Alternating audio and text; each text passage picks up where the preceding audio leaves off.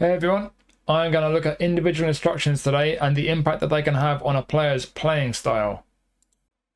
So quite often you pick up a player from a pack, you have a look at his stats, the stats looking good, you're looking at the skills looking good, it's looking like a really nice card, and then you see the playing style and it doesn't work for you. For me personally, I do not like defensive fullbacks. I like attacking fullbacks because I like my fullbacks to get up and down the wings and contribute when I'm attacking. So that playing style really kills this player for me. So the kind of question I'm going to be asking in this video is whether you can use individual instructions to make a player play more like he would if he had a playing style that does suit you. So that's what we're going to be looking at today.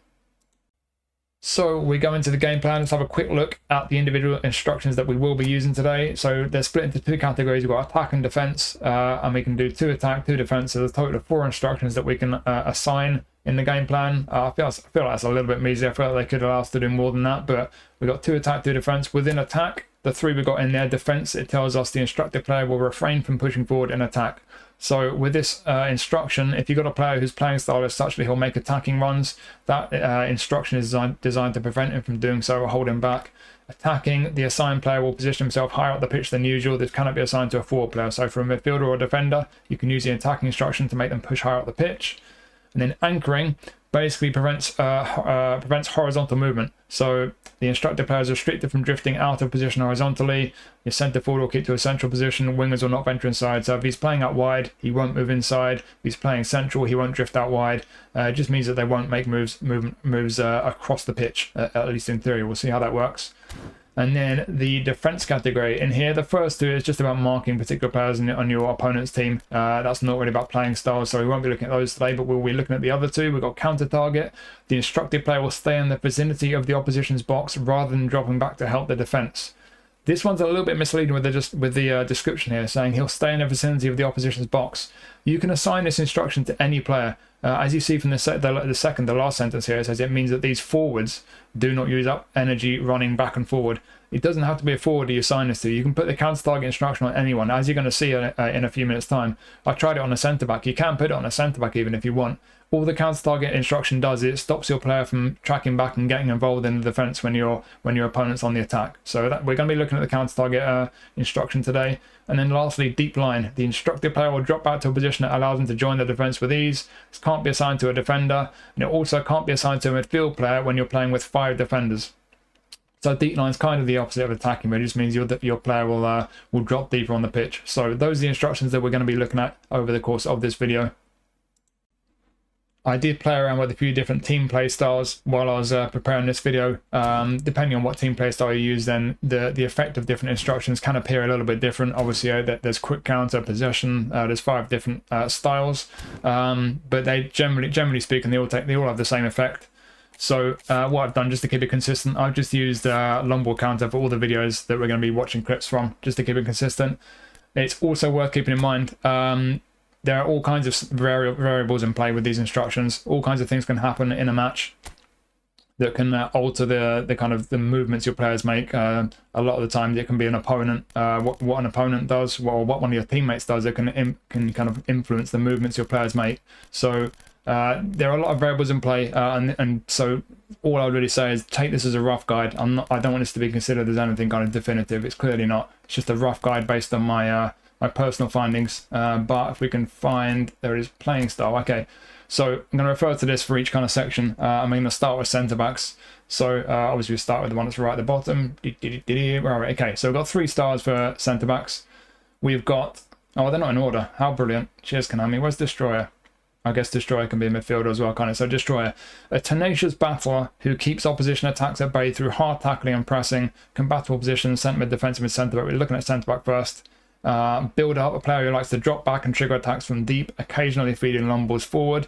And then the other centre back playing style, extra frontman, a defender who likes to join in the attack and lay siege on the opposition goal at every given opportunity. Interesting. We'll come back to that. But those are the playing styles you can have on a centre back. And let's get into it. So this first clip we're seeing here, we've got Yerry Mina and Urian Timber at centre back. Both got the extra frontman playing style. We've put the defensive instruction on Timber. So we're going to see if Timber stays back and plays more like a build-up or a destroyer. Build-up and destroyer positionally are pretty much the same. The one difference between the two is that Obviously, a destroyer is more aggressive. A destroyer, when your opponent's coming forward with the ball, they'll step forward and they're more inclined to kind of step up out their position and try and kind of intercept the ball and make a tackle. Whereas a build-up is a lot more inclined to just hold their position for the most part. So as you see in here, you can see over on the left and obviously the radar, depending on how big your screen is that you're watching on, they're both staying back while we're defending. That's great. An extra frontman we're expecting to step forward when we've got the ball, when we're on the attack. So we're going to wait until we've got the ball. See, we've got it here. And you can see on the radar, neither of them really do much. See, Mina just stepping forward a little bit. They both are a little bit. Mina more so than Timber. But Timber is staying back. As you see there, he's not making any crazy movements forward. See that from the radar. So he's holding his position well there. So that's a good start. But what we really should be looking at is Timber with a defensive instruction alongside an actual build-up. So this time we've got Pico who's a build-up. We've got Timber next to him with the defensive instruction. We just want to see if he plays the same way as Pico positionally, if he holds his position as much as Pico does. Not just without the ball, because you expect without the ball he's going to do that regardless. But when we get the ball, that's going to be the key. So we're watching the opposition play the ball around at this point. And when we eventually win the ball back, after an eternity, we're going to look at Timber and we're going to see, does he push forward more than Pico? There, we got the ball there. He starts to, but then he changes his mind. It's almost as though he starts to, he thinks, right, I'm an extra frontman, I'm getting forward now. But then he remembers he's got the instruction on him. You can see from the radar there, he is staying back. He's alongside PK. Obviously, we've lost the ball again now, so we're on the defence. But we'll check again the next time we get the ball back, because that's when an extra frontman's going to do his thing. So we get the ball back. Nothing from Timber, just standing around. No pushing forward. He's not joining the attack. He's not laying siege to the opposition goal the way the game told us he would, interestingly. So yeah, it looks like the answer to that question is a pretty straightforward one. Can an extra frontman be made to play more like a build-up with an individual instruction? Yes, he can. So next question, can you do the opposite? Can you make a build-up or a destroyer play like an extra frontman? Can you make them push forward and, as the game says, lay siege to the opposition goal? So this time we've got Yerry Mina again. He's got no instructions on him, so he should play like a natural extra frontman.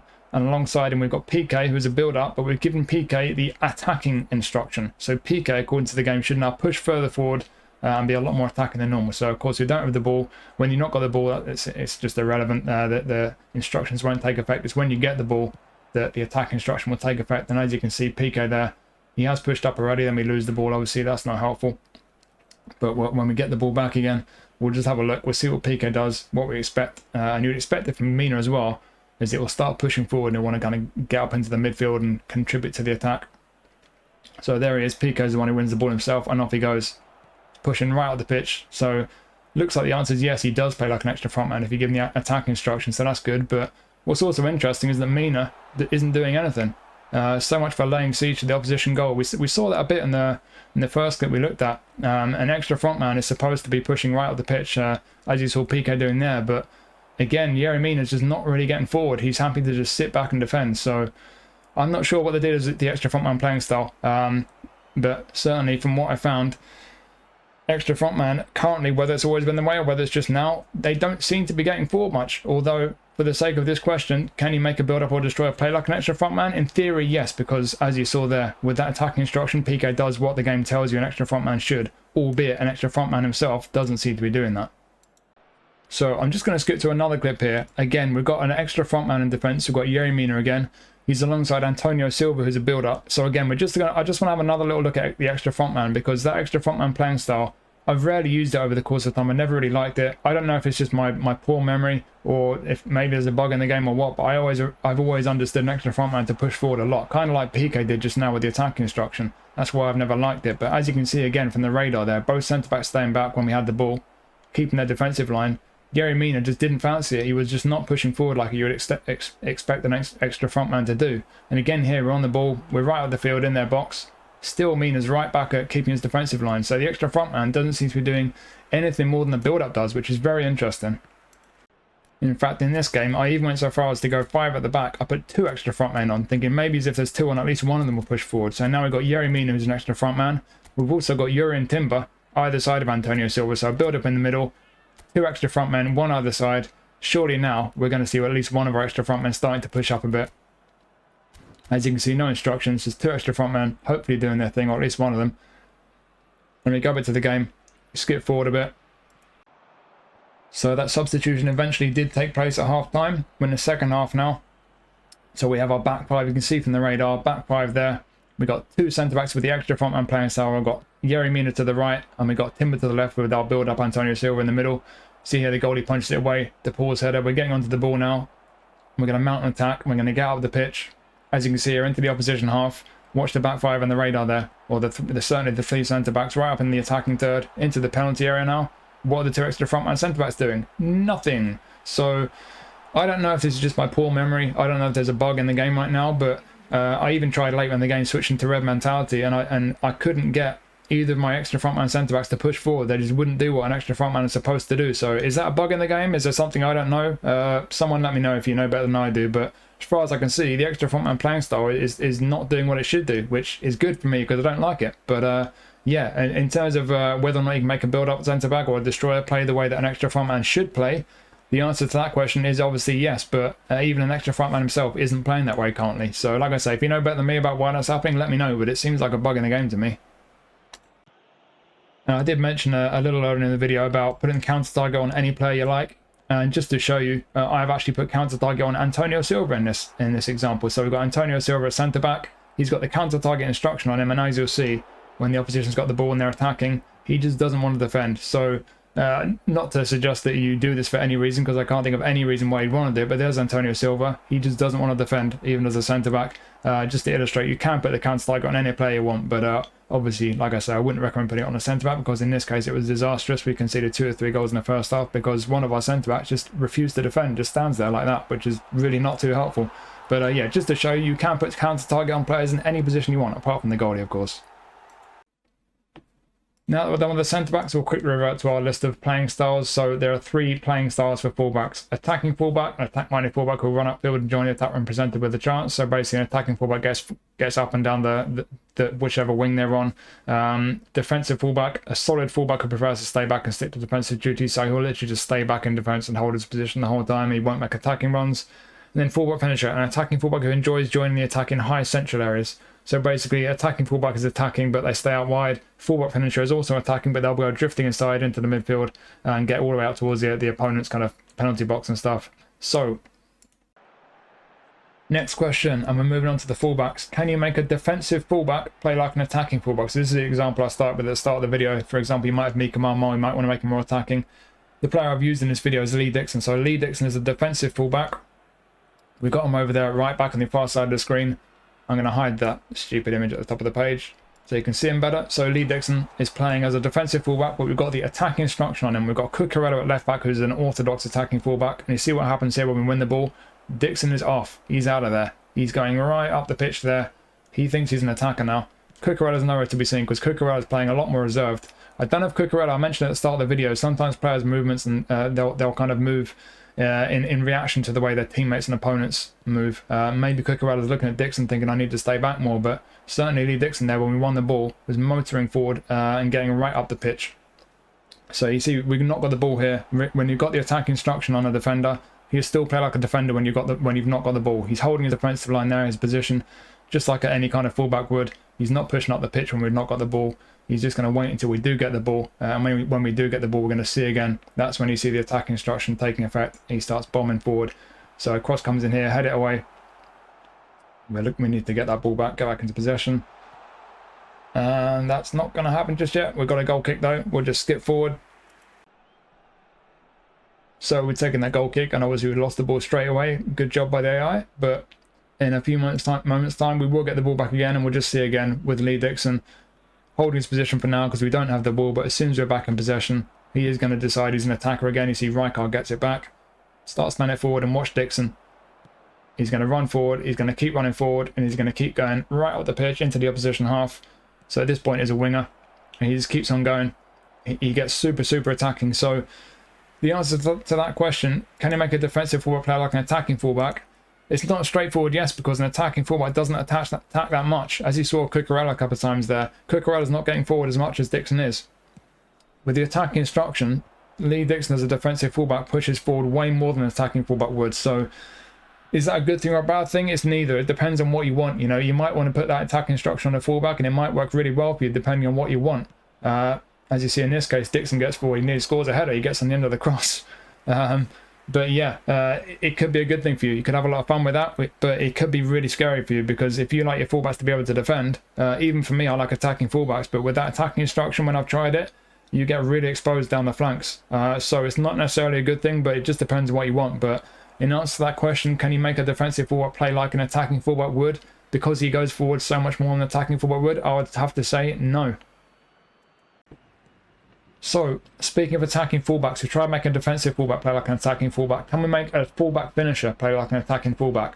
We're using DeMarco here, and the early signs aren't good because we just saw him drift into the middle of it. That's what a fullback finisher will do.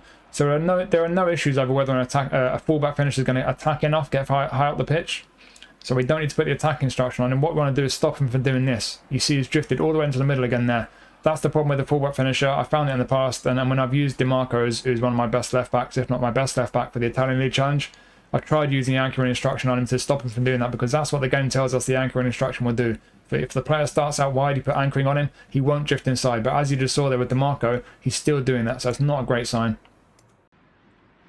And we'll just get forward and give you one more example of it here. So he's got the anchoring instruction. It's supposed to stop him from doing what a fullback finisher does, but you see him there. He's around the corner of the penalty area there, and look at him. He's drifting forward right into the centre circle. That's exactly what we don't want him to do. Whether the anchoring instruction has made any difference at all, or whether it's just not fully kept him out wide, an attacking fullback stays out wide, and DeMarco again there. Look at him, right in the middle of the park, getting up into the penalty area. That's exactly what the anchoring instruction was supposed to stop him from doing. So unfortunately, the answer to this question, can you make a fullback finisher play like an attacking fullback? Nope.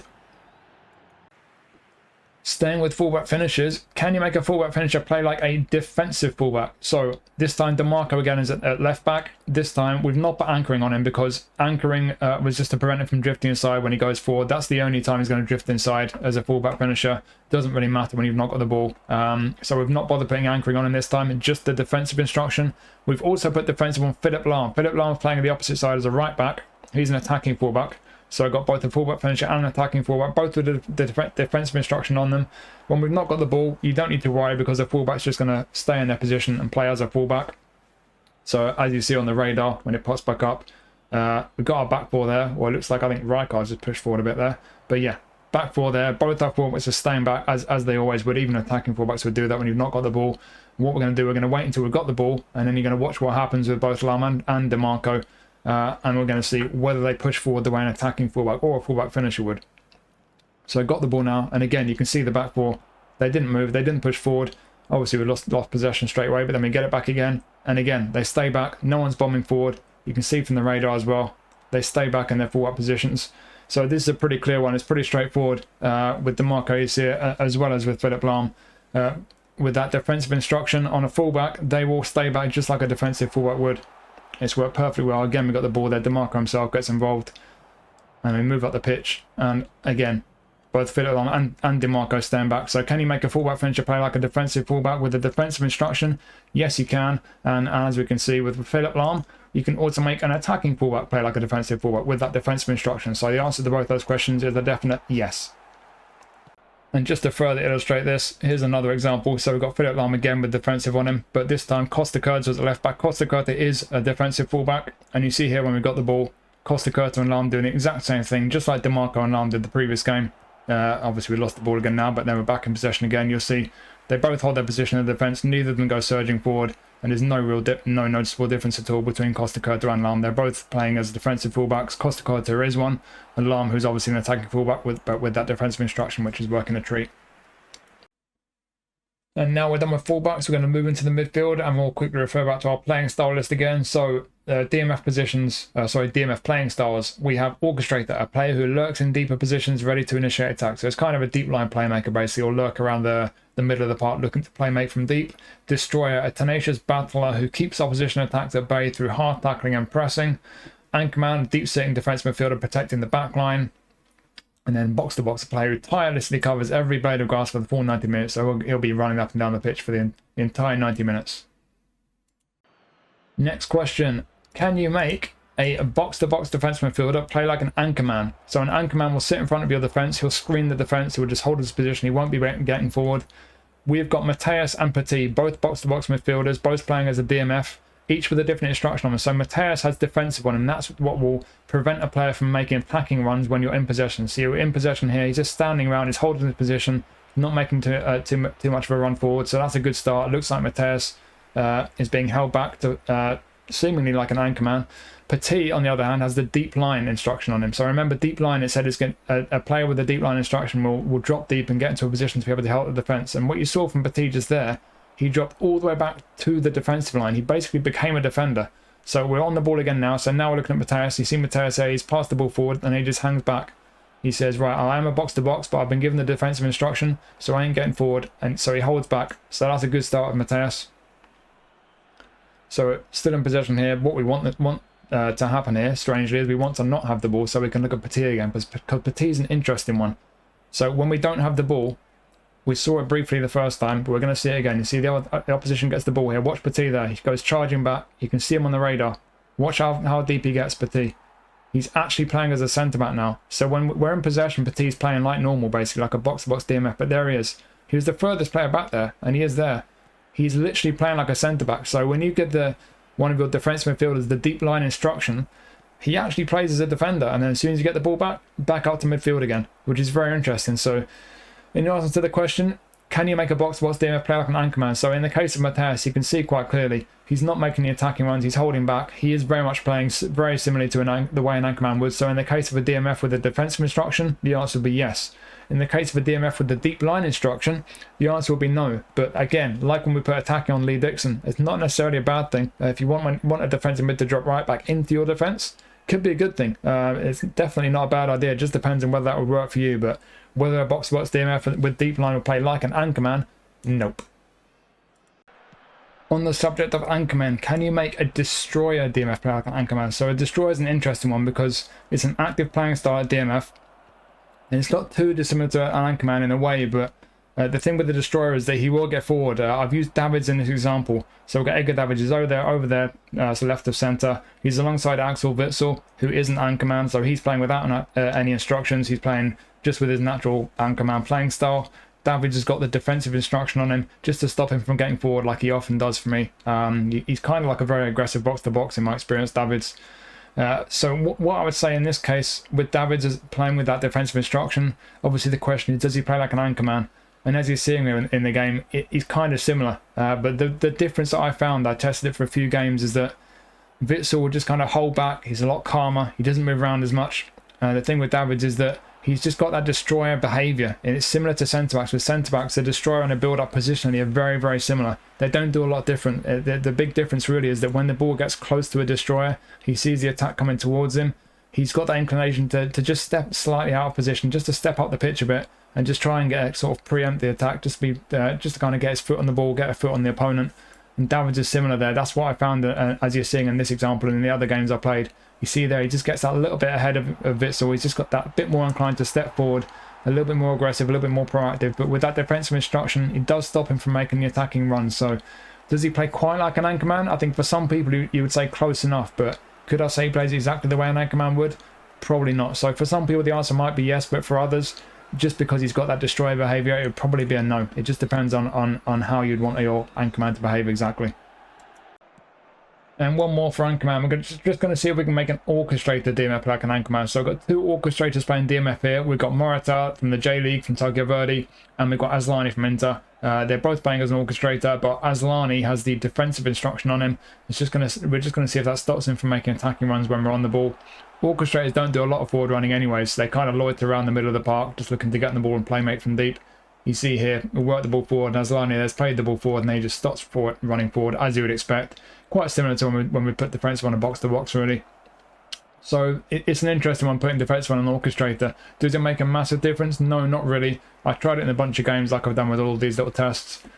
Orchestrators, like I say, don't make a lot of forward runs anyways, so it doesn't make a huge amount of difference really. It doesn't hold them back that much, but it does mean that on those rare occasions when an orchestrator does like to make a run forward, he obviously won't do it. and orchestrators do get involved in the defensive work as well. So again, though, similar to Destroyer, would I say they're putting defensive on an orchestrator makes them play just like an anchorman? Pretty similar. I think for a fair few people, if you really want someone to play like an anchorman who's got an orchestrator playing style, you know, you may well be pretty happy. But is he exactly like an anchorman? No, I'd say he roams around a little bit more than an anchorman. He will get a little bit higher up the pitch than you'd want an anchorman to do, just at times, but not too far. So another one where for some people it might work really well, for others it might not work so well, or you might just feel it's not really that necessary given the lack of attacking runs that orchestrators make anyways.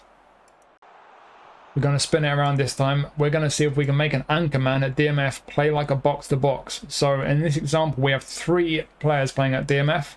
We've got 2 anchormen. We've got Axel Witsel there. We've got Chouameni there. You see Chouameni charging up and down. You'll find out why in a moment. And there's Mateus in the middle. So Mateus is a box-to-box. So he's going to play with his natural playing style. Chouameni, we've put 2 instructions on him. We've given him the attacking instruction to make sure he bombs forward and gets up towards the opposition box. We've also given the deep line instruction. So when we've not got the ball, as you'll see, he's going to go charging back and he's going to join our defence. Witsel just has 1 instruction on him. So because he's an anchorman, we figure he's going to be defending enough as it is. So we've just given Witsel the attacking instruction. So it's attacking and deep line on Chouameni, and it's just attacking on Witsel, and they're either side of Lothar Mateus there is going to be in the middle, in between them. So as you're seeing with Chouameni, he keeps getting back when we lose the ball and joining the defence. He becomes a centre-back when we're defending. And then when we get the ball, he's got the attacking instruction as well. So Chouameni, as you see, he's just charging up and down the pitch constantly. Axel Witsel, making those attacking ones much like Chouameni is. When it comes to defending with Witsel, he won't charge all the way back and join the defence. He just gets back to his natural position of DMF and just screens the defence, just sits there in front of the defence and protects it. So whether either of those is exactly like a box-to-box, it's kind of down to you whether you think it is. For me personally, I would say with Chouameni having the deep line instruction, as you can see from Mateus, he gets back further than Mateus would. You see we've lost the ball again here, and you watch Chouameni, he goes sprinting back, he wants to get right back and play as a centre-back. That's not what box-to-box would do. You see Mateus there, he's not getting back and playing that deep. Likewise Witsel. So with Chouameni with the deep line instruction, I'd say that doesn't make him play like a box-to-box. With the attacking instruction though, Witsel, you see his attacking runs and the way he gets back into his own half when we don't have the ball, quite similar to Mateus. So out of the 2, I would say with Chouameni having both those instructions, that would be a no as an answer to that question. But with Witsel, giving an anchorman the attacking instruction, it's not too far away from the way a box-to-box is playing. As you see, if you're watching this clip here, the footage, you compare Witsel with Mateus, they're not playing too dissimilarly. Both making those attacking runs when we have the ball into the opposition box, up towards the opposition box. And then defensively, they both get back, but they don't get back as deep as Chouameni with the deep line. They're both just going to get back to the area in front of the defence and do their defensive work. So for me, like I say, with Chouameni, with both those instructions, I would say it's a no. But whether you can make an anchorman play like a box-to-box with just the attacking instruction, again, it's not a clear-cut one. It's not as clear-cut as some, for example, with the attacking defensive fullbacks earlier on, but I would say it's not a million miles away. It's a pretty decent shout. It's not going to be necessarily for everyone, but if you did want to make an anchorman get forward more and play the way a box-to-box does as a DMF, it's a pretty good shout. And one other thing I will say as well, and again, I've played a few matches with these play styles on an anchorman, seeing how it worked. One interesting observation, I noticed it in this match as well as some other ones. When it got towards the end of the game, I had a quick look at the stamina. Mateus' stamina was right near the bottom. Mateus was absolutely exhausted. He was in the red, just had a tiny bit of energy left. Both Chouameni and Witsel had loads more energy left than Mateus did, despite having those instructions, especially Chouameni attacking and deep line. Chouameni was just charging all the way up and down the pitch, on and on the whole game. He ended up with like 4 times as much energy left compared to what Mateus did, which I found pretty interesting. So another little interesting observation for you there. But like I say, in answer to the question, can you make an anchorman play like a box-to-box at DMF with just the attacking instruction? I would say it's a pretty good shout for a lot of people. Maybe not for everyone. It's maybe not exactly the way box-to-box will play, but it's pretty close. It's a decent shout. So we've looked at making an anchorman play like a box-to-box. We're going to look at a couple of other playing styles that we could possibly try and make play like a box-to-box here. So starting with an orchestrator, we've got 3 centre midfielders in this example. So in this footage, we've got Koke playing in the middle. He's a natural box-to-box. Then we've got 2 other centre mids either side of him. One side we've got Vitinha. Vitinha's a whole player, as a player of the week card, and I put the deep line instruction on him. The other side of Koke, we've got Taguchi. And Taguchi has got the deep line instruction and also the attacking instruction. Taguchi's an orchestrator. So with both these guys, and we'll start with Taguchi, Is he playing like a box-to-box? It's a similar situation to an anchorman, really. With an orchestrator, they don't get back and defend quite as much as an anchorman would, although they do certainly get back and defend. They do contribute. An orchestrator obviously just kind of loiters around in the middle of the park. The big concern with an orchestrator, if you're comparing to a box-to-box, is that orchestrators just don't really make the attacking runs. They're not aggressive enough with their forward runs, but with the attacking instruction, as you can see here, starting off when we're in defence, we've not got the ball. We've got a load of players back in defence there. Obviously, we've got deep line and Vitinha with deep line and Taguchi. They're both dropping all the way back to join the defensive line. Loads of players in the box there. But when we eventually get the ball back, they all start moving forward. You can see, I think that's is that Vitinha there? I can't tell the difference between the two of them. I should have really picked 3 players who look completely different, to be honest. But yeah, you see Koke making his runs forward as a box-to-box, but Vitinha and Taguchi with the attacking instruction, making similar runs, probably a bit more aggressive, probably pushing a little bit higher up the pitch. You saw Taguchi there was right in the penalty area. I would say as an orchestrator, similar to Anchorman, like I say, you can't quite get it quite the same as a box-to-box. I can't say yes as an answer to that question.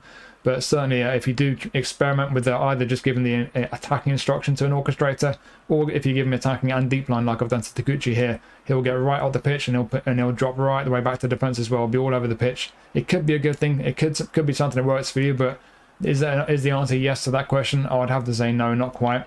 And then in terms of a whole player, obviously in this case we've got Vitinha. In this example, Vitinha is somewhere in amongst that rabble there. He's a whole player, so when we've got the ball, he's pushing right well forward, making some really good runs as a whole player, but also defensively with a deep line instruction, dropping right back into the defensive line. Is that quite what a box-to-box would do? Probably not. A box-to-box won't drop that deep. So again, I couldn't honestly say yes in answer to that question. But if you don't give him the deep line instruction, he's not going to get back and defend at all. So I don't think in the case of a whole player that you can quite really make him play like a box-to-box. Again, you could find, if you give him the instructions like I give him Vitinha, which is just deep line, you could find it works well for you. He covers a lot of ground, gets well up and down the pitch, but does he play quite like a box-to-box? Nah, not really. So we've looked at trying to make an orchestrator play like a box-to-box, but what about trying to make an orchestrator play like a whole player? So if we're not so bothered about the defending, we don't need to worry about deep line, for example. In this case, we've got 2 orchestrators playing. We've got Romo, he's playing without any instructions. We've also got Taguchi playing. That right there is Taguchi, and as you can see, he's charging forward. He's getting right up into the penalty area, and not too dissimilarly to the way a whole player would. And as you see just over there, there's Romo. So Romo's holding his position a bit better. He's just roaming around the middle of the park the way an orchestrator would. But with that attacking instruction on Taguchi, I tried this in a bunch of matches. I wouldn't say he plays exactly the way that a whole player would, but he's not too far off. Pretty similar. So if you want to play, if you've got an orchestrator playing a centre field, you're a bit frustrated by the playing style because he doesn't get forward as much as you'd like. Like I say, you see here with the ball, there's Romo, he plays it forward and then he just kind of roams a bit. He stays back. He's not being too aggressive with his forward runs. He just kind of stops short there. But Taguchi's getting all the way forward. He's making some very good attacking runs into spaces. So when an orchestrator playing exactly like a whole player with the attacking instruction, maybe not exactly, but I think it's a pretty decent shout. What about making a box-to-box player like a whole player? So with a box-to-box, as you'll see here, we've got two centre midfielders. Tchouameni's a DMF, but to his left we've got Pedri there, and to his right is Bellingham. When we've not got the ball, the team's defending. Pedri and Bellingham are doing similar things. Pedri's a whole player, Bellingham's a box-to-box. Bellingham has the attacking instruction on him. So when we're defending, they will get back into the, towards their own box, and they will contribute. But going forward, putting the attacking instruction on Bellingham, what I found is that it just makes him that bit more aggressive with forward runs. You see, we've got the ball there. Obviously, it's gone back to the opposition this time. But the next time we win the ball back, which won't be far away, there we go. You see with Bellingham, he's off. As soon as we got that ball, he's making his attacking run. He's getting right up the pitch. In this example, you see, he was quicker to get forward than Pedri, but they seem to kind of alternate. They both make those attacking runs. Sometimes Pedri ends up higher up the pitch than Bellingham. Other times it's Bellingham who's higher up the pitch. But on the whole, what I found is that with that attacking instruction on Bellingham, obviously a box-to-box centre mid is always going to make attacking runs. He's going to get forward, but he's just that quicker and that bit more aggressive to make those attacking runs and really join the attack. And I found that his attacking movement in this game was very similar to Pedri's. So in answer to that question, at centre midfield, if you give the attacking instruction to a box-to-box midfielder, will they play like a whole player? Yeah, I felt like that was a pretty good result. It was a pretty close match, so that would be a yes to that question for me. So let's move on to some more attacking positions now. We're going to look at some attacking midfield positions and some wingers as well. So going back to our list of playing styles, a whole player is someone who looks to make runs into the opposition goal area. We've just been looking at whole players. That's when the team is in possession of the ball. That applies to SS, attacking mids, right and left midfielders and centre mids. Classic number 10 is just for SSs and AMFs. It's a player who initiates attacks near the penalty area and will present himself to score when opportunities arise. When defending, he refrains from dashing to minimise stamina loss. So basically, a classic 10 will make all the attacking runs, but when you've lost possession of the ball, he will just stand there and leave the rest of his team to do the defending for him. So then cross specialist, the player who hugs the touchline waiting for a chance to cross the ball in. So that's someone who will supposedly stay out wide near the touchline the whole time. Roaming flank, kind of the opposite. So they'll start out wide but cut inside a lot, take up some interesting positions in the middle of the pitch. Prolific winger, someone who positions himself on the wing to receive passes, occasionally cutting inside to the centre when opportunities arise. Creative playmaker, someone who takes advantage of any opening in the defence to initiate attacks and assist in shots on goal. Makes them sound a bit more attacking than they actually are. We're going to look at them in a minute. And also, most of these are striker play styles, but dummy runner, one that is easy to forget about, but dummy runner can actually be used on an attacking midfielder. So a player who attracts the defence to create space for other players to exploit. One of the most interesting playing styles, one of the most unique. And like I say, you can use it at AMF, and that's one we'll look at again in a moment. So let's have a look at some of these and what we can do with individual instructions. So we'll start off with creative playmaker. In this example, the footage in the background, we've got 2 attacking midfielders in the team. We've got Lee Kang-in and we've got Rui Costa. So the thing with creative playmakers is that they're not overly attacking with their forward running. They will make forward runs, but oftentimes they'll just kind of hold off, depending on who's got the ball. It's one of these playing styles where they're quite reactive to what their teammates are doing around them. So if you've got the ball on the wing, for example, you run past the playmaker, they quite often hang back and sort of hold their position around the middle of the park. As you see there, exactly what Rui Costa is doing there. And it can be frustrating at times. So in this example in the background, what we've done, we've put the attacking instruction on Lee Kang-in. So Rui Costa is going to play like he normally would as a playmaker, but Lee Kang-in is going to have the attacking instruction. And what we'll see, I'll just skip forward a little bit, is that Kang is making a lot of runs forward. You see on the radar is the left side of the 2 attacking mids. He's already up there, just off the screen to the left, way further forward than Rui Costa is. So that kind of, I don't want to say annoyance because it's a matter of preference, but for me it's an annoyance with playmakers where they'll kind of hold off and stay a bit too deep when you're attacking. It kind of removes that, is what happens with the attacking instruction in this case. And again, with all these playing styles, all the instructions I've been trying out, I've tried a bunch of matches with all of them, and this is what I found with the attacking instruction on a creative playmaker at attacking midfield, is that it kind of eliminates what annoys me about a playmaker, and they do become a lot more attacking, and it does seem to me to be very similar to a whole player. So for me, attacking midfielder, creative playmaker with the attacking instruction, I do think is quite similar to a whole player. And what we're also going to see, I'll show you some more footage now of an attacking midfielder, creative playmaker, but with the counter target instruction on them. And what's interesting this time, same players. So Lee Kang-in again is our guy with the counter target instruction on him. What you're going to find interesting when you see Kang play like that is that he kind of plays like a classic 10. So with the attacking instruction, they start making a lot more attacking runs. They're constantly looking to make those kind of runs like that one. But with the counter target instruction on him, it just kind of pushes up and just kind of loiters around in that attacking position. And obviously, what counter target does, it stops them from tracking back and when you've lost possession. But it's quite interesting that not only does it do that with counter target, but he doesn't really drop deep and do what a playmaker does, like I mentioned just a few moments ago.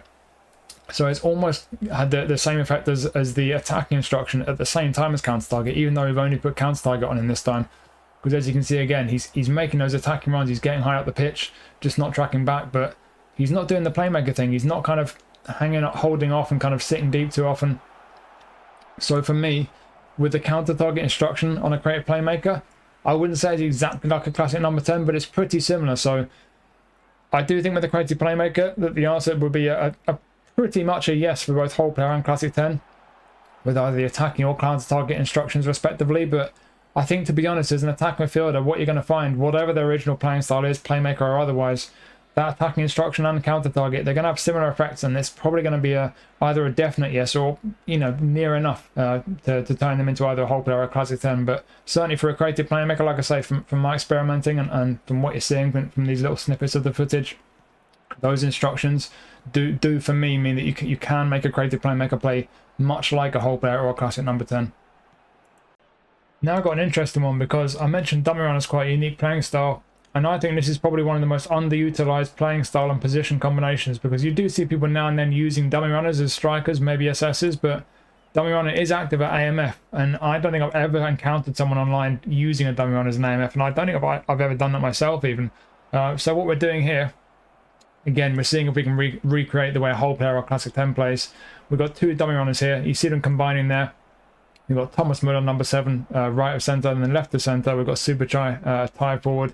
They're both dummy runners, and what I've done is, with dummy runners, one of the things with dummy runners that can be not necessarily off-putting, but it does make it a little bit different to other playing styles, is that dummy runners can drift from the centre out into wide positions, and it's not always ideal. It's not always what you want. But as you see there, both these guys, I know are in a defensive situation there. They seem pretty central, and as the game pans out, I'm just going to fast forward a little bit.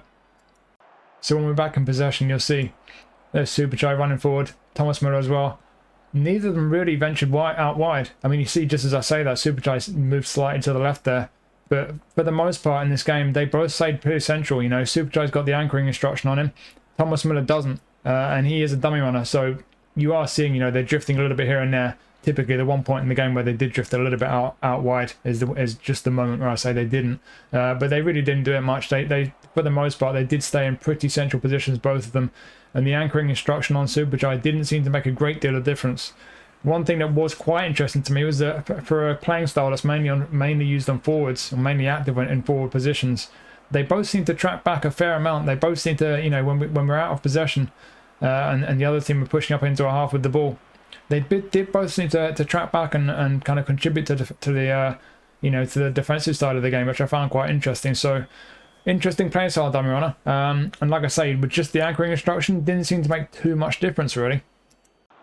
So in this footage, you're seeing the same thing with Superchai. He's got that anchoring instruction on him again, but this time instead of Muller, we've got Rodrigo De Paul. You can see him with his bright blonde hair. They can actually differentiate between the players this time. So De Paul doing his whole player thing, and Superchai dummy runner with anchoring. What you're seeing is that obviously you're only seeing a few seconds so far, but he's not playing quite like a whole player. As I mentioned in the last clip, he does contribute to the defensive side of the game, which is very interesting. He does track back a bit, more so than De Paul does. Not a massive difference, but when they're going forward, the whole player movement from Rodrigo De Paul is kind of more aggressive than, I would say, than Superchai. Superchai going forward as with that dummy runner playing style, I would say if anything, he's closer to a creative playmaker. He is probably more attacking than a playmaker, but I certainly don't think that with the anchoring instruction alone, a dummy runner attacking midfield, from my findings, is really similar to a whole player Classic 10. It's just not quite matching up very closely to that.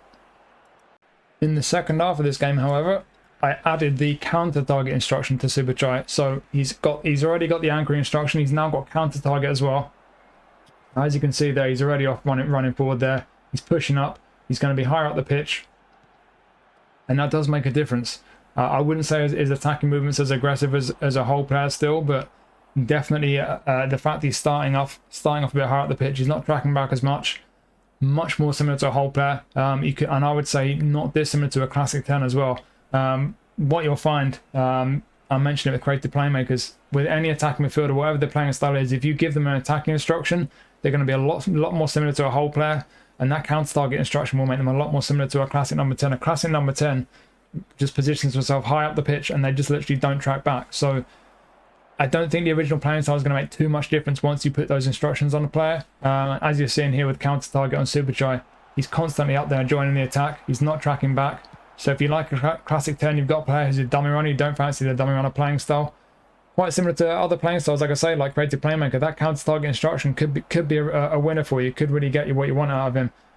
But one other thing we do want to put on him, we want to give him the attacking instruction as well. We're going to see what difference that makes with him. See if we can make him more like a whole player as well. So one more look at an attacking mid with a dummy runner playing style. It's Superchai again. You see him here. This time to his right, we've got Diego Maradona, who's a Classic 10, just for a different comparison. You see Superchai here immediately, he's making that run forward. And what we've done this time, we have given him the attacking instruction. Again, we've left anchoring on him just to make sure he doesn't start venturing out wide. And I did find that when you give him that attacking instruction, I would say he was much more like a whole player. You see him here. I talk about him, the dummy runner playing style and tracking back from attacking mid. He really does track back a lot. I found that not just with him, but it is the playing style with dummy runners. They track back way more than I thought they would. So he's not got counter target on him this time. Like I say, with counter target on him, he will be positioned way higher up the pitch and he won't track back. Much more similar to a Classic 10, but without counter target and giving him anchoring and attacking, that attacking instruction, as I mentioned, it seems to do the same thing with all attacking midfielders, whatever their playing style is, but it has got him making those aggressive runs forward, and he's now playing much more similarly to a whole player.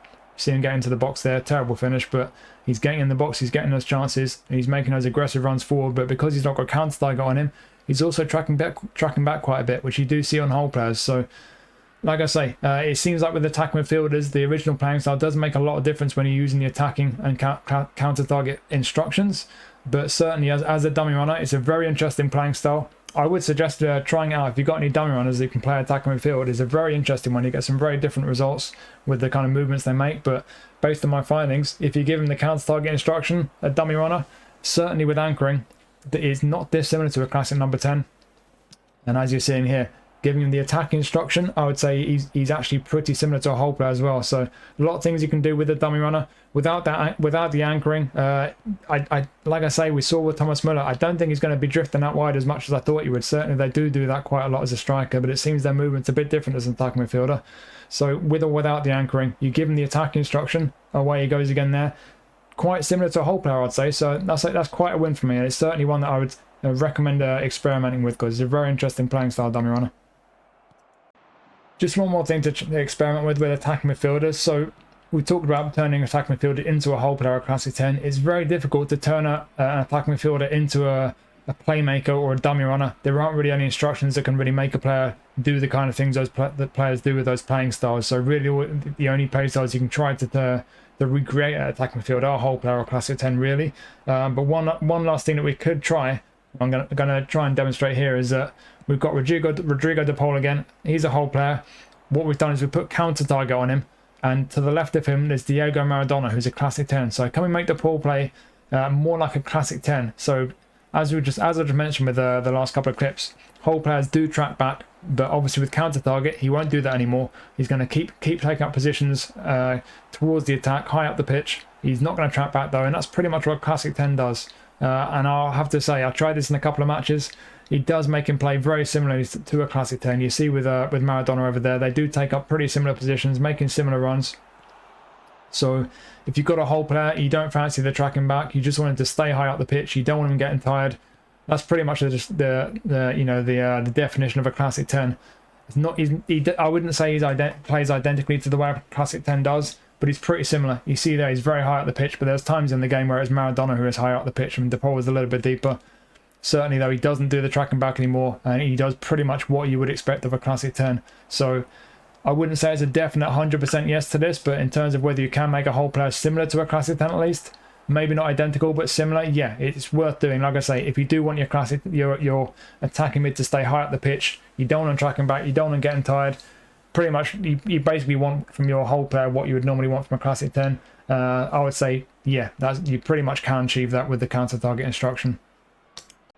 This next one's interesting. So we're going to see if we can make a roaming flank play like a cross specialist, and we're going to use the anchoring instruction, because the anchoring instruction is supposed to keep you out wide if you're a wide player, or keep you in the middle if you're a central player. Nedved is playing right midfield, but apparently he's not. So again, we found this with DeMarco. DeMarco, the fullback finisher, we put anchoring on him to see if we could keep him out wide, make him play more like an attacking fullback and stop drifting inside. Pavel Nedved is playing right midfield, but look where he is. What is he doing? Nedved, what, bro, you're supposed to be over here. I mean, even without the anchoring instruction, I swear he stays out wide more. So this is one of the quickest and easiest ones to answer. No. The anchoring instruction is the one instruction that should be, capable of making a roaming flank stay out wide, and you would think play more like a cross specialist, because a cross specialist obviously does exactly that. They're supposed to just stay on the wing, but for whatever reason, Nedved with the anchoring instruction just drifts inside just as much as he normally does, if not more so. You see him there, he's still playing in the middle. It's like a centre midfielder. It's bizarre. And I will say as well, that is Ruben Garcia just there. He is a cross specialist, and cross specialist, I found this while I was recording all this footage and experimenting with all this stuff. Cross specialist, you see there Garcia's out wide, but they drift inside a little bit as well. But yeah, Nedved, roaming flank playing style, but with the anchoring instruction, supposed to keep him out wide, stop him drifting horizontally. It does absolutely no such thing. So bearing in mind what we found when we looked at DeMarco and the fact it didn't work on him, I'm inclined to suspect that the anchoring instruction just isn't working for some reason. Whether it ever worked in the first place, I think it did, but maybe someone knows better than me. But as things are now, based on what I found with DeMarco and now with Nedved, it doesn't seem to be having any effect at all. So based on my findings so far, I can only say it doesn't work. Can you turn a roaming flank into a cross specialist? Absolutely not. So next up, we've got a box-to-box out wide. We've got two wide midfielders. Rodrigo de Paul again, he's on the right, he's a whole player. On the left, we've got Playmakers from Palmeiras. It's a player of the week card, he's a box-to-box. So a box-to-box with the attacking instruction, it doesn't make too much difference. I like the box-to-box playing style on wide midfielders. I've mentioned this a few times when I've been doing pack reviews. They tend to pop up all over the place. That's what you're going to see in this clip. There's Playmakers right now. He's over there, number 7. They get up and down. They drift inside. They do their defensive work as well. You see Playmakers there getting link and play up there, and then he's making that attacking run there because he's got the attacking instruction on him. Players will do that with the attacking instruction. It does make them make very early and very aggressive attacking runs. To be honest, though, like I say, with a whole play, you see with Rodrigo de Paul, the attacking runs he makes, they're maybe not quite as aggressive without the attacking instruction, but they're pretty similar. I would say that with that attacking instruction, Playmakers is definitely playing very similar to a whole player, but again, I just don't think he really needs it, because even without it, a box-to-box wide midfielder, they make a lot of attacking runs. They do get up and down. So can you make a box-to-box play like a whole player out wide? Yeah, I would say so, but I don't think you really need the instructions on him, because you see the Paul there, he gets back, he tracks back just like Playmakers does. But you know you're going to get those attacking runs, and you do get them from a box-to-box even without that instruction. But certainly with the attacking instruction, the attacking runs are a bit quicker, they are a bit more aggressive. So maybe that is worth it. But yeah, I would say a box-to-box I do like out wide. If you've got any box-to-box wide midfielders, do try it sometime. I do think it works quite well out wide. But certainly, especially if you do give a box-to-box the attacking instruction out wide, like I've done to Playmakers in this game, it does make them play a lot more like a whole player. It can be very, very effective if you do like having a whole player out wide. So in answer to that question, I like the box-to-box playing style out wide already, but especially with that attacking instruction, I would have to say that's definitely a yes. Next, we're going back to anchoring. We're going to see if we can use anchoring to make a prolific winger. And there is a prolific winger right there. That's Orsolini. Can we make a prolific winger player cross specialist? So just there you saw already, Orsolini take up a nice position out wide. And you see again here, he drifts over towards the flank. And he's in a great position to receive the ball to put across him. This is with the anchoring instruction on him. So unlike with the roaming flank with Nedved, where it clearly didn't work, in this occasion, it seems like it does. We've got another cross specialist on the far side. That's Mizunuma. He's a cross specialist as well. As you see, you can see from the radar here, both of them staying out wide, take up nice wide positions. So again, like with all of these, I tried I played a bunch of matches, making sure that my findings weren't just based off about 10 seconds of footage. It does seem like it works well, putting anchoring on a prolific winger. He's a wide forward on the left with Mizunuma a wide forward on the right. And like I say, prolific winger playing style, but with the anchoring playing style. Does he take up the right positions to be playing similarly enough to a cross specialist? I would say yes, but there is a but with this. But it's not a disastrous but. The but is simply that I'm not sure you really need to do it, because as you can see here, same thing again. Orsolini over there on the far side on the left wing. We've got Mizunuma on the right, done the same thing again, but this time we didn't bother putting the anchoring instruction on Orsolini. This time there are no individual instructions in play. You've got a cross specialist on the right. Got Orsolini as a prolific wing on the left, and he's staying in pretty wide positions, to be honest. You see he's drifted in a little bit here, but for the most part he stays quite wide. He does take up some pretty nice positions if you're putting a lot of crosses in, if you're spamming crosses as people call it. You see again here working over to the left. Orsolini's staying out wide. He's still taking up those pretty nice positions wide on the left. So with the anchoring instruction on a prolific winger as a wide forward, does that make them play pretty well as a kind of equivalent to a cross specialist? I would say yes, but I would say, like I say, there is that asterisk on this one that I'm just not sure you really need that instruction. But certainly, especially with that instruction, the answer to that question for me would be yes. And next is one of my favourites, and when I say favourites, I mean one of my favourite things to complain about. So we've got creative playmakers on both wings. I do not like the creative playmaker playing style out wide. My reason for that is that they just don't make the most attacking runs. They tend to kind of hold off and kind of just drift inside and hold back, and they want to get on the ball and play make. Whereas I like my wingers to make attacking runs, get in behind their defense, get into spaces. So what we're doing here, we've got two creative playmakers out wide. On one wing, we've got Di Maria is one of my favourites. And on the right wing, over here, look, number 33, we've got Inui. They're both creative playmakers. They're both on the wing, but on Inui, we have added the attacking instruction. So we're going to see if Inui can just play more like, well, I'm going to have to blank up here because I'm not sure. It's just a question of whether I can make that playmaker playing style a bit more favourable, just make him a bit more attacking.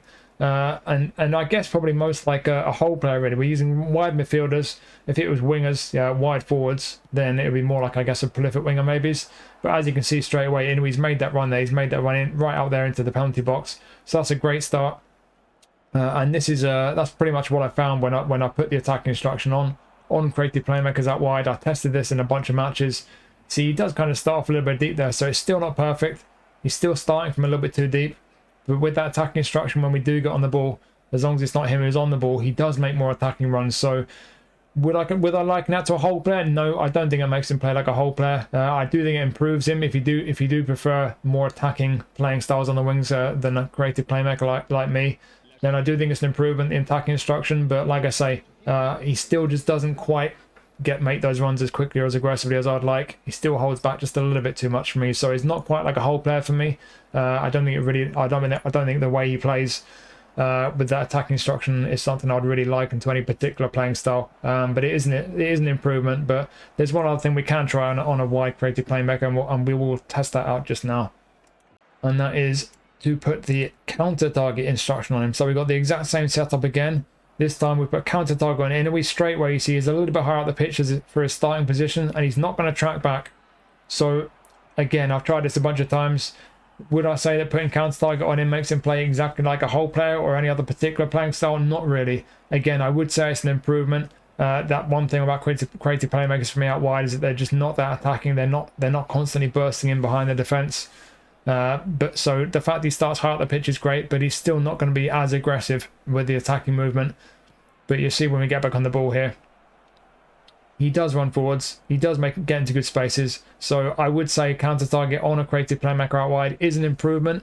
It does make them more attacking. Of course, it pushes him a bit. It seems to just push him a bit higher up the pitch, and of course he doesn't track back. So whenever you get the ball, he's going to start off from a more advanced position. And as you see here, great ball to pick him out here, and then he just makes a hash of it. Don't know why I didn't play that first time, to be honest.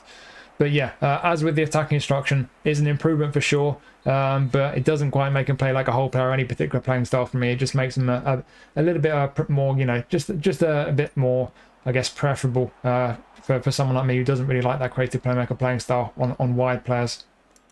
And then just one final thing to look at with Inui, and this is the same game. Got to half time, I'd seen enough of the counter target instruction and what impact that was having. But this second half here, I basically just added the attacking instruction. So we tried him with attacking, we tried him with counter target. Now with Inui, we've got both attacking and counter target. I'm just going to hide that graphic at the top of the page because it's actually hiding him. But as you see here, again, we still got that counter target instruction. He's still pushing high up the pitch for his starting position. He's not tracking back. And then when we eventually win the ball back, which will probably take an eternity because the AI is such a possession rat these days, but you will see he does start making those attack runs very quickly. There he goes, immediately we've got the ball. He immediately starts running down the wing. If it hadn't been played to him straight away, he probably would have advanced all the way up to the defensive line. So again, would I liken the way he plays with both the instructions on to any particular playing style? No. You could argue maybe he's a prolific winger similar to that, maybe he's in a way, but no, I think in simple terms, can you make a creative playmaker play like any particular playing style out wide with the attacking and or counter target instructions? You could argue similar maybe to a whole player, similar maybe to a prolific winger in some ways, but not similar enough that I would say yes. But I would certainly say that if you don't really like that creative playmaker playing style out wide, as I don't, because they're just not as attacking as I'd like them to be with their movement, certainly the attacking and counter target instructions, whether it's one or both of them, they do improve them, even if they don't play exactly like any other particular wide playing style. And we finally made our way all the way up the pitch to centre forwards. So with centre forwards, we're a bit limited. It's very difficult to use instructions to really recreate any of these playing styles. So the ones we got here, deep line forward that is willing to fall back to receive the ball and help create plays. So I've talked about this quite a bit with pack reviews. I'm not a fan of that playing style. They tend to drop deep. I don't really want my forwards doing that. I like them to be just getting forward, getting in behind the defenders and so on. So yeah, deep line forward, they're going to drop deep. They're going to get involved in the build-up. Target man, a player that positions himself on the front lines as a target man. Great. So a target man is a target man. Thanks for that great explanation. And protects the ball with his physique. I mean, is that really his playing style? Has that got anything to do with his movement? That's really not a helpful description. What I can tell you from personal experience is that target men don't seem to move around much, and that's why I don't like that playing style. But yeah, apparently a target man's a target man. He uses his body, which has nothing to do with his movement or his running. Anyways, fox in the box, striker who lurks in the opposition 18-yard box, just waiting for the ball. So fox in the box, I like that playing style, especially on the lone striker. They do make runs in behind the defense, but they make their runs a little bit later than Goal Poacher does. They're not as quick or aggressive to get in behind the defense. They will sometimes drop deep and be available for short pass and defeat. It's a kind of a well-balanced playing style for me, a fox in the box. I do like it. Then dummy runner, we've touched on that. We had a quick look as an attacking midfielder. Very interesting playing style, very unique. As a centre forward, a dummy runner is going to make a lot of diagonal runs from the centre out to into the channels, and they're going to drag a centre back with them, creating spaces for other players. That's exactly what they tell us there. A player who attracts the defence to create space for other players to exploit. It's a very interesting playing style. Tends to vary the way they play and the movements they make depending on what kind of formation you're using, how many other forwards you've got alongside them, behind them, ahead of them, and so on. But yeah, dummy runner, that's one of the ones we're going to look at here. It's a very interesting playing style. And then finally, of course, Goal Poacher, probably the most popular playing style for a striker, a predatory striker who plays off the shoulders of the last defender. So that's literally what a poacher is going to do. All they want to do, they just constantly want to get in behind the defence. So they're always looking for through balls in behind the defence. So like I say, with the instructions that we've got, things like obviously attacking, you can't put on an attacking player. Counter target is one we will look at. Outside of that, anchoring, we're going to try that in dummy runner, but there's no real point using it in any of these other playing styles. It won't make any difference. And then what else have we got? I mean, defensive, deep line, you're not going to use any of them. So there's not really a lot we can do to really recreate many of these playing styles. Essentially, we're just going to be using a counter target on a couple of these playing styles and anchoring just to see if we can maybe make a player play a bit more like a poacher or a fox in the box. But that's just about what we can do, really. But let's have a look and we'll see what results we can find. So the first thing I tried was a deep line forward. We've got Baggio. There you see him. He's a deep line forward. He's playing at centre forward, believe it or not. He's not the first player forward there. I think that might be it's Rui Costa. So we put counter target on Baggio. Like I mentioned just a moment ago, there's not really many instructions that we've got available to use on strikers.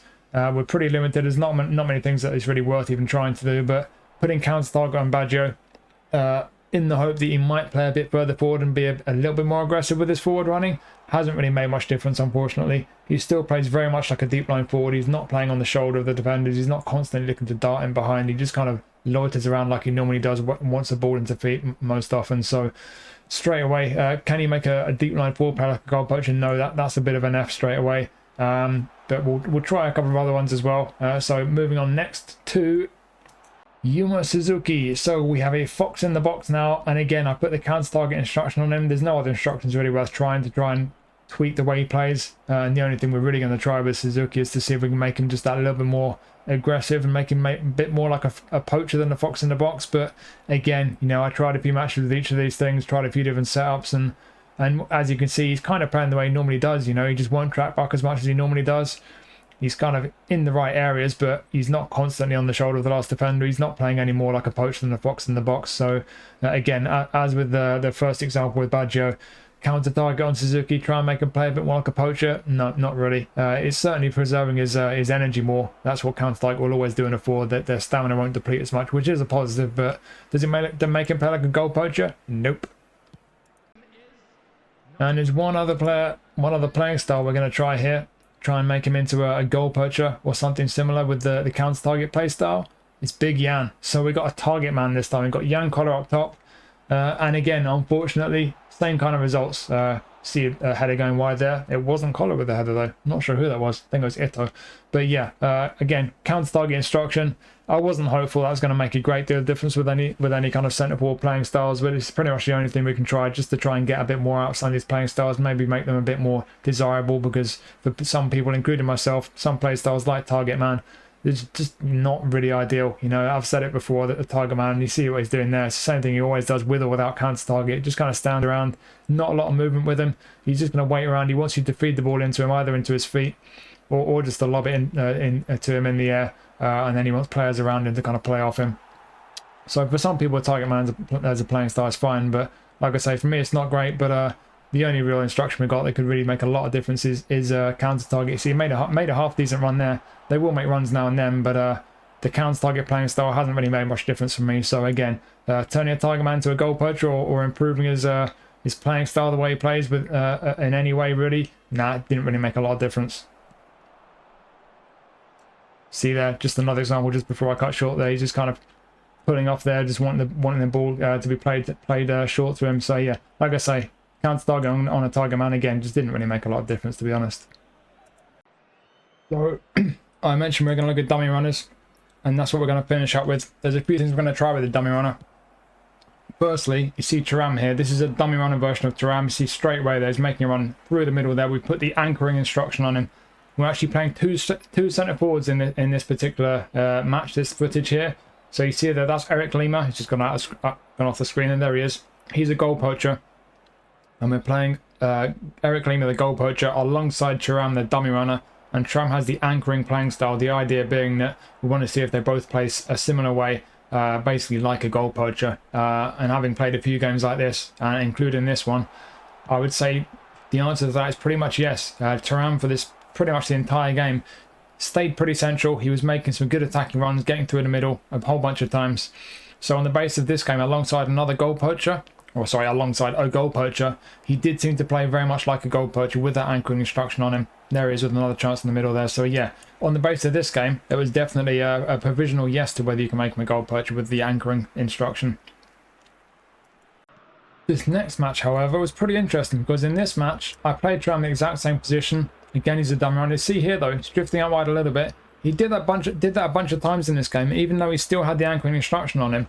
What was different this time though was that I didn't play him alongside a goal poacher. I played him alongside another dummy runner who did not have any instructions on him. So I put him alongside dummy runner David Villa. Villa just to the left of him as a dummy runner without the anchoring playing style. So Villa, in theory, is not being restricted with his movement. He can move around as much as he wants. But a lot of this game, you saw situations like this where Villa was in the middle. Thuram was actually drifting a little bit. It was very strange. It's very interesting though. I've said it before, not just in this video, I've said it in the past though. The dummy runner playing style is very unique, it's very interesting, and you can get so many different results depending on how you use your dummy runner, who you partner him with, if he's playing through the middle as a lone striker, if he's an SS behind one or two strikers, always varies. But like I say, that previous game, I played him alongside the goal poacher, anchored him, and he played quite central the whole game. He was very much like a goal poacher. Did the exact same thing in this game, but instead of having a poacher next to him, I had a dummy runner next to him. And that dummy runner, David Villa's got free reign. He's not got the anchoring instruction on him, but you see again there, Villa through the middle. Again, Thuram drifts out to the wide a bit. It's very, very strange. So in this game, he did not play like a goal poacher, quite like he did in the previous game. But there were certainly interesting results this time around. So those are a couple of examples of using a dummy runner with a strike partner. But like I say, there are different ways you can use him. There, you get different results with the dummy runners. Let's see how he works out on his own. There was a lone striker, but this time instead of Thuram, we're going to use David Villa again. We saw him in the last match. This time we've got David Villa, the dummy runner, playing as a lone striker.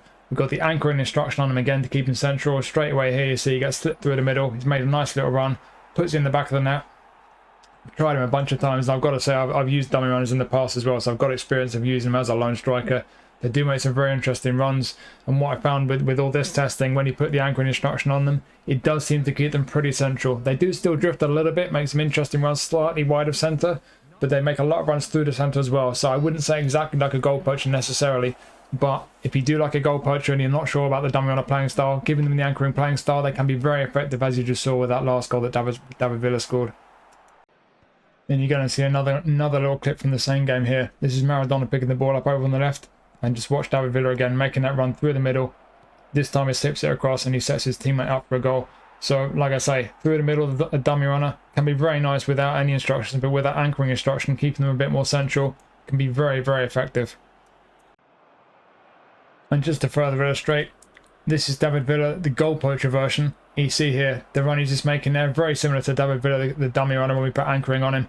So he does make those runs slightly diagonal, just drifting slightly from the centre, as a goal poacher, and that's just to illustrate that when you play the dummy runner version or any dummy runner as a centre forward and you put that anchoring instruction on them, the movement David Villa's been making that we saw in that last game, you see him again here, David Villa, the movement of the guy, you look at me, he's quite central, but he's willing to drift a little bit. See Maradona here, slips him in, So these are the types of runs that he's been making in the matches where I've been testing him with that anchoring instruction on him.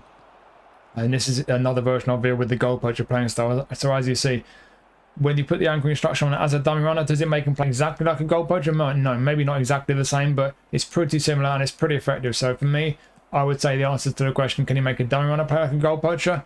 I would say yes, but it does depend on a lot of things. Like I say, whether he's a lone striker, whether he's got a strike partner, and what instructions you've got on his strike partner, and what wingers you've got, players making runs behind him, ahead of him. Dummy runners are playing style that can be it can vary a lot. It depends a lot on a lot of things, but certainly in theory, depending on how you're going to use him, with the anchoring instruction on a dummy runner, yes, he can certainly play very much like a Goal Poacher. So there you go. There's a whole load of positions and playing styles interfered with using a range of individual instructions. In some cases, we had a degree of success. I think the most obvious one is probably defensive fullbacks. You can turn attacking fullbacks and fullback finishers into defensive fullbacks very effectively. You can quite effectively create almost a perfect anchor man using box to boxes or orchestrators, for example. In other cases, dummy runners as a Goal Poacher, I think you can do a pretty good job of turning a dummy runner into a Goal Poacher. I think that can be very effective with the anchoring instructions. So there are some decent ones. There are other ones that maybe don't work quite so well. But I found it quite interesting doing all this testing, and hopefully you found some of this interesting as well. Like I said at the start, what made me want to do this is that there are quite often players in packs where you look at the stats, the skills, they look really good, but they just don't have a playing style that suits you. So hopefully in some of those cases, there'll be one or two things that I've rambled on about in this video that might give you a way that you can get a bit more value out of one or two of those players that you picked up in the past. But yeah, either way, hopefully you found this interesting, you got some use out of it. Thank you for watching. As always, really do appreciate it. This one took way longer than I thought it would to make. So yeah, I really do hope you found it useful. And I will be doing a similar video in the near future about inactive playing styles. I'm looking forward to doing that one. So watch out for that one. And otherwise, I'll be seeing you soon either for a stream or for the next video. So take it easy. Thank you for watching again. I do really appreciate it. I'll see you next time.